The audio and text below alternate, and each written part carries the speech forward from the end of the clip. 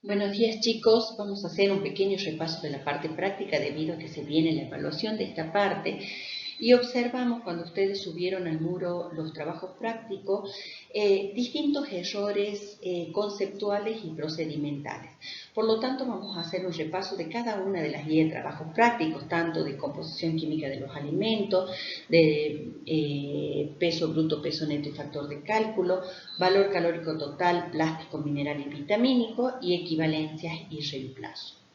Con respecto a la primera guía de trabajo práctico, que es composición química de los alimentos, deben saber que todos los alimentos están compuestos por diferentes sustancias alimenticias, hidratos de carbono, proteínas, grasas, minerales y vitaminas.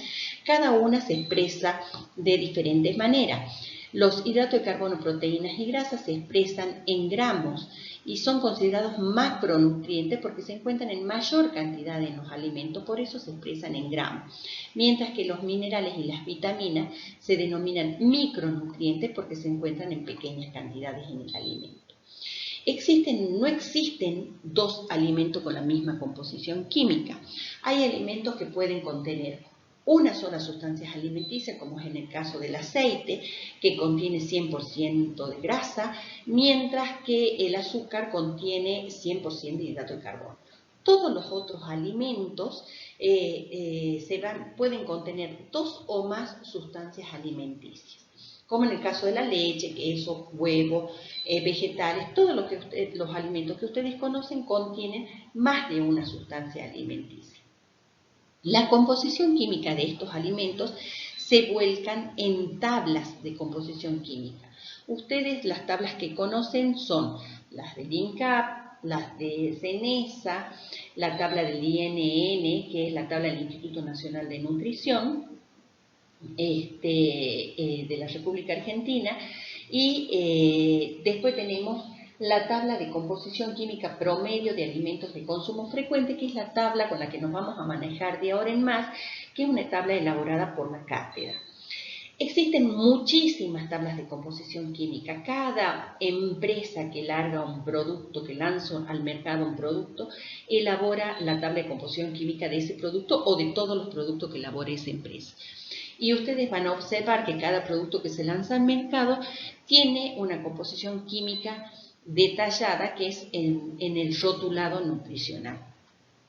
Nosotros nos vamos a manejar ahora con la tabla de composición química promedio de alimentos de consumo frecuente para poder realizar todas las partes prácticas.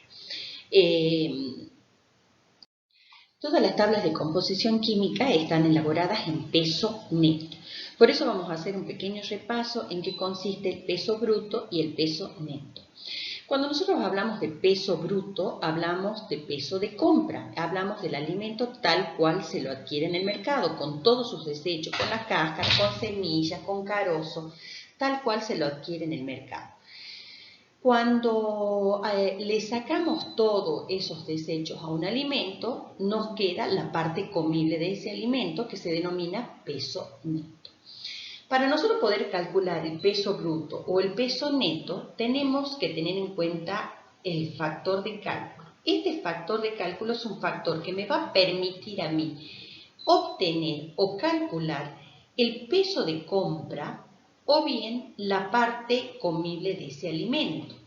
Este factor de cálculo lo vamos a obtener de la tabla del INN, la tabla del Instituto Nacional de Nutrición. Ahí se encuentra en expresa el factor de cálculo de cada uno de los alimentos. ¿Qué es el factor de cálculo? Es el peso bruto correspondiente a un gramo de peso neto. ¿Qué significa eso? Que yo necesito qué cantidad de peso bruto debo comprar para poder obtener un gramo de peso neto. Veamos en el ejercicio. Si deseo realizar un puré de zapallo cuya porción servida en el plato representa 250 gramos, ¿qué cantidad del mismo debo comprar? Si debo comprar es porque debo calcular el peso bruto. Por lo tanto, el dato que yo tengo y que lo saco de la tabla del INN es que un gramo, para poder obtener un gramo de peso neto, debo comprar 1,45 gramos de peso bruto, que es mi factor de cálculo del zapallo. Para poder obtener 250 gramos de peso neto, voy a necesitar comprar 362,5 gramos de peso bruto. Es decir, que una vez que yo compre 362 gramos de peso bruto, le saque la semilla, le saque la cáscara, voy a obtener neto 250 gramos de peso neto. Lo que ustedes tienen que tener en cuenta, chicos, cada vez que elaboren una regla de 3 simple, es colocar las unidades. Porque si ustedes colocan números sueltos, primero que nosotros números sueltos no le vamos a dar validez. Si un número no está con su unidad al lado, no le vamos a considerar nada. Por lo tanto, todos los cálculos que ustedes hagan debe tener su unidad al lado. 1 gramo de peso neto corresponde a 1,45 gramos de peso bruto de zapallo, coloquen ahí. Siempre coloquen las unidades para que ustedes sepan qué datos están cruzando. En este caso cruzamos 250 gramos de peso neto por 1,45 gramos de peso bruto dividido 1 gramo de peso neto. Si yo simplifico gramos de peso neto con peso neto, me queda el resultado final gramos de peso bruto. Bien, en este primer planteo calculamos el peso de compra. Ahora vamos a calcular el peso neto. Por ejemplo, si dispongo de medio kilo de durazno, ¿cuánto me representará la parte comible? Es decir, una vez que yo le saque al durazno lo carozo, quiero saber en este medio kilo de durazno cuánto me va a quedar comible. Entonces, ¿cuál es el dato que yo tengo? Es el factor de cálculo. El factor de cálculo del durazno, que lo obtengo de la tabla del INN, es que comprando 1,19 gramos de peso bruto, voy a tener la seguridad que voy a obtener, una vez que le saque el carozo, 1 gramo de peso neto.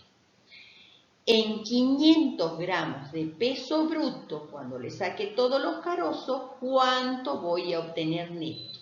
Van a ser 420 gramos de peso neto. Este peso neto hemos dicho que es importante porque todas las tablas de composición química están expresadas en 100 gramos de peso neto. Si yo quiero saber la composición química de un alimento o quiero saber la composición química de una preparación o del menú del día, debo realizar el siguiente procedimiento. Supongamos que quiero conocer la composición química de una porción de carne de 230 gramos. Quiero calcularle solamente el contenido de proteína y de grasa. ¿Cómo debo hacer el procedimiento? Primeramente, debo sacar de la tabla de composición química la composición química de 100 gramos de carne que contiene 20 gramos de proteína. Los 230 gramos de carne van a contener 46 gramos de proteína. Ahora quiero saber la composición química en grasa que tiene los 230 gramos de carne. 100 gramos de carne contiene 10 gramos de grasa, 230 gramos de carne contiene 23 gramos de proteína. O sea que esa porción de carne de 230 gramos contiene 46 gramos de proteína y 23 gramos de grasa. Ahora bien, si yo quiero conocer la cantidad de calorías que me aporta esa porción de carne, debo realizar el siguiente procedimiento. Yo sé que 1 gramo de proteína al combustionarse me aporta 4 calorías, 46 gramos de proteína que contiene los 230 gramos de carne me representan 184 calorías. 1 gramo de grasa son 9 calorías, 23 gramos de grasa, 207 calorías. Por lo tanto, esa porción contiene 391 calorías. Bien, ese es el procedimiento para realizar la composición química de un alimento. Ahora, si yo quiero saber, por ejemplo, yo conozco las calorías de un alimento y quiero saber qué cantidad de ese alimento me representa esa cantidad de calorías. Entonces, ¿cómo debo hacer? yo sé que 100 gramos de queso, en este caso quiero saber las 280 calorías, qué cantidad de queso blando me representa. ¿Cómo debo proceder? 100 gramos de queso blando, yo sé que tiene 20 gramos de proteína, que son los datos que saco siempre de la tabla de composición química promedio. Por lo tanto, 1 gramo de proteína me aporta 4 calorías, 20 gramos de proteína me aportan 80 calorías. En 100 gramos de queso tengo 20 gramos de proteína, 20 gramos de grasa. 1 gramo de grasa me aporta 9 calorías, 20 gramos de grasa me aporta 180 calorías. Por lo tanto, yo en 100 gramos de queso tengo 80 más 180, tengo 260 calorías. Entonces, 260 calorías hay en 100 gramos de queso, las 280 calorías las voy a obtener en 107,7 gramos de queso. ¿Sí? Bueno, este era el caso de cómo debo calcular la composición química y las calorías de un alimento y cómo obtengo la cantidad de alimento a partir de las calorías. En el caso de un menú debo hacer el siguiente procedimiento. Bien, en el caso de un menú vemos cómo está constituido el menú de 24 horas. Está constituido por las 4 comidas principales: desayuno, almuerzo, merienda y cena. Cada uno con el nombre de la preparación y el detalle de los ingredientes que se consume en cada una de estas comidas principales. Cuando yo quiero conocer la composición química de este menú, no puedo realizar la composición química del desayuno por un lado, la del almuerzo por otro lado, la merienda o la cena por otro lado. No, debo hacer una sola tabla o un solo cuadro o una sola fórmula, que también nosotros la denominamos fórmula, de todos los alimentos que se consumen a lo largo del día. Por lo tanto, yo les recomiendo, chicos, que cuando tengan comidas con verduras, por ejemplo, que digas al lado de cada verdura, coloquen el tipo de vegetal que es. Por ejemplo, zapallito es vegetal A, acelga vegetal A. Después tengo vegetales B, como la cebolla y como la zanahoria. Y después tengo vegetales C, como la papa. ¿Por qué es esto? Porque después yo en la tabla debo agrupar, debo sumar todos los vegetales A que tengo. En este caso sumo los 230 gramos de zapallito más los 80 gramos de acelga y me hacen 310 gramos de vegetales A que consumí en ese menú. ¿Sí? Y así voy a hacer con los vegetales B y así voy a hacer con los vegetales C. Lo mismo pasa con los otros alimentos. En este caso se repite también los cereales. Pero veamos qué otros alimentos se repiten. La leche se repite del desayuno y en la salsa blanca. Entonces también voy a sumar. Se repite el pan, se repite el azúcar, se repite el dulce. Vayan tildando en cada uno de los alimentos. Cuando ustedes vayan colocando en la tabla, vayan tildando cada uno de los alimentos para ver que no se olviden ninguno de ellos que les falta incorporar en esa tabla. Ahora vamos a ver cómo se realiza esa tabla. Bueno, primeramente debo colocar en el encabezado alimentos, cantidad expresada en gramos, los macronutrientes expresados en gramos, los minerales y las vitaminas que deseo conocer con sus respectivas unidades. No voy a colocar todos los minerales y todas las vitaminas que figuran en la tabla porque la tabla esta se haría interminable. Por lo tanto, solamente voy a colocar los minerales y vitaminas que deseo investigar. Una vez que coloco ya todos los nutrientes en el encabezado, voy a colocar en la columna de alimentos los alimentos que integran el menú. Estos alimentos deben respetar un orden, no lo puedo colocar en cualquier orden, deben respetar el orden de la tabla promedio. El primer alimento que figura en la tabla promedio es la leche, entonces coloco leche 250 centímetros cúbicos, que son la cantidad total que ha consumido, que integra el menú. Después de los otros alimentos que figuran en la tabla son el yogur, el queso, huevo, pero como no ha consumido no los coloco. Por lo tanto, el otro alimento que sigue es carne y coloco carne 80 gramos. Y así sucesivamente, vegetales A, B, C, frutas, cereales, y coloco todos los alimentos que integran en el menú.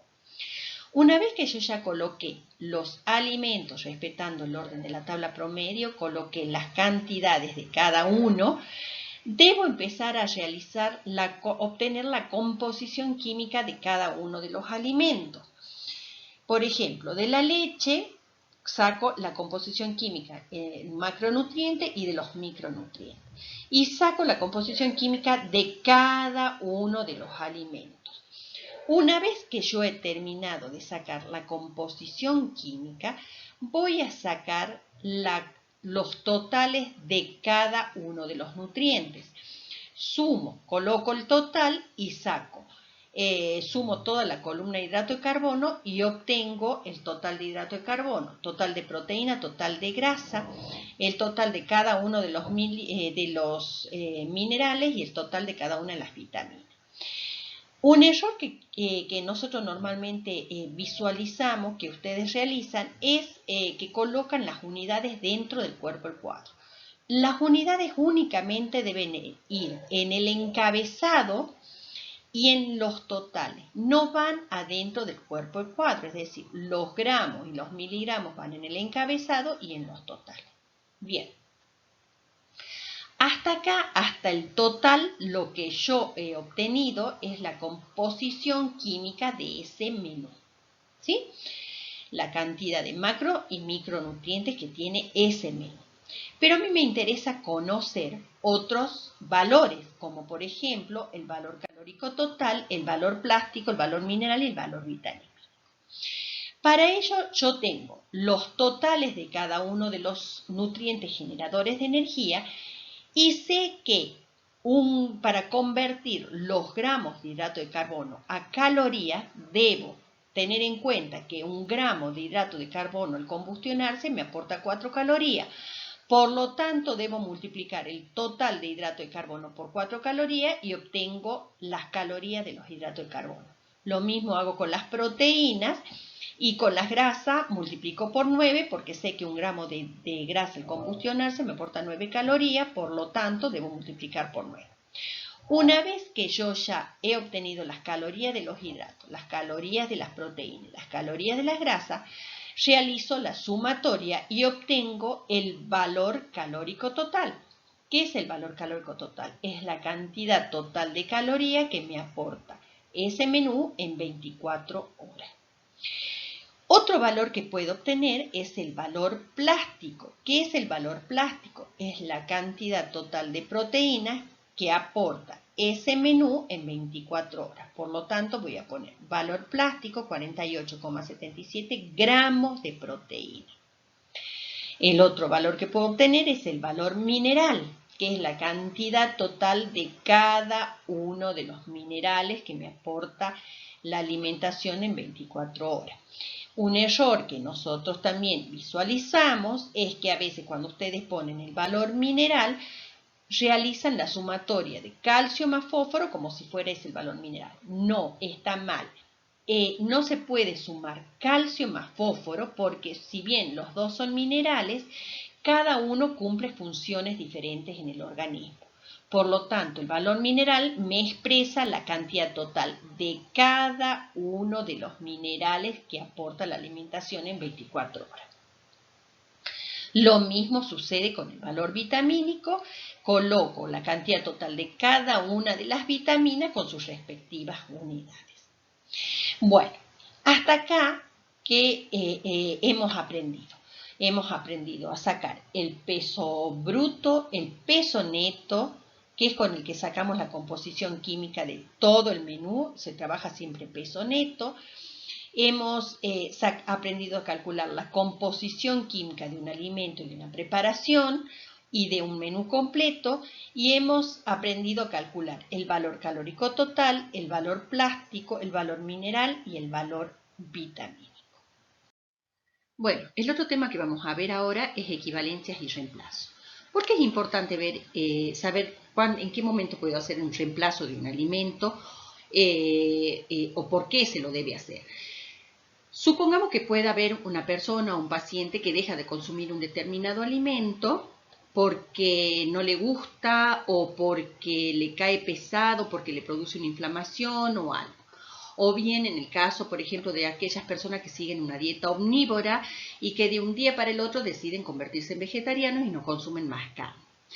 Ustedes recuerden que esos alimentos, todos los alimentos tienen una composición química definida. No existe dos alimentos que tengan la misma composición química.